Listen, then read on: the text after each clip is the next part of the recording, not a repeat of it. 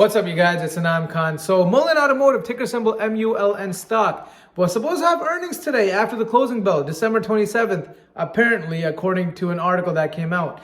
Now, I don't think that's entirely true. When I checked on Robinhood, they said most likely they're going to have earnings on January 6th, which is just over a week from today. So I guess we're going to have to find out. Regardless, I thought it would be a really good time to just go over some of the big accomplishments that happened in the last quarter and things we can talk about and we can look forward to in the earnings call. So make sure you like this video and subscribe to this channel. Guys, please subscribe. It takes 1 second.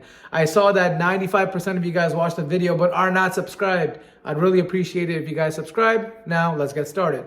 So Mullen Automotive, one of the things that we should really look for initially is on their balance sheets, they should have a lot less debt. Now, we all know that they paid a lot of their debt down, and that is very good for their profitability. It obviously improves profitability. So that's one thing I really want to look at. Now, something else that I was thinking about is that they had this whole tour with the Mullen Five. They went out, they showcased the Mullen Five in all these big cities, and apparently all their shows were sold out.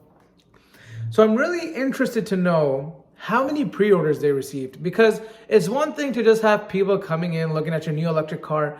I want to know how many people actually took action, how many people are actually willing to put their money where their mouth is. If people put down pre-orders, I would be very interested to know a number. How many pre-orders did you guys make from that tour? So that's one thing. Now, something else that we're probably going to go and hear about is the Mullen iGo. Now, as we know from my last video, the Mullen iGo was shipped to Europe and is basically on its way to Newgate Motors in Ireland. And that's a big deal because these are like the sample cars. And then apparently Newgate is going to be buying 500 vehicles a year at least. And we can hope for that number to increase as time goes on. I want to know what they thought about the car. Hopefully we have some type of feedback by now. So that'd be very interesting for me. Now, something else that I thought about was the $200 million deal with Randy Marion Isuzu that Mullen Automotive recently had, and they went on a huge run. Their stock went on a pretty big run after that deal. $200 million is not a small number, so I would definitely want to hear more details about this. Now again, this was for the Class 1 cargo vans. I want to know more details about where these vehicles are going to be made, how are all the processes going to take place. Is it going to be made in the US or China? I mean, these are all things that are very interesting to me personally. Now, obviously, there are a few other things that Mullen Automotive had accomplished in the last quarter.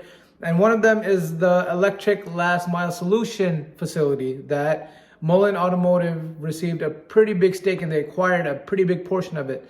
So this means that the Mullen Five and the Bollinger B1 and the Bollinger B2 will be assembled here, created and assembled here. So I'm really looking for more details about that. I think that would be very interesting. And for those that don't know, so the Bollinger B1 and B2, this was a company that Mullen Automotive acquired a big stake in. And so they said they're going to be adding these vehicles into their inventory lineup. The Bollinger B1 and B2, I think the B1 is an SUV, the B2 is like a cool pickup truck. It's pretty cool stuff. So, I mean, more details on that would be greatly appreciated. Now, also they had this deal with Loop. They had a deal with Loop that's going to help them build an electric infrastructure to recharge their vehicles. We're probably going to hear more details on that. And then, of course, one of the things we're probably going to hear about are all the shutdowns that are taking place in China and all the supply chain shortages and delays.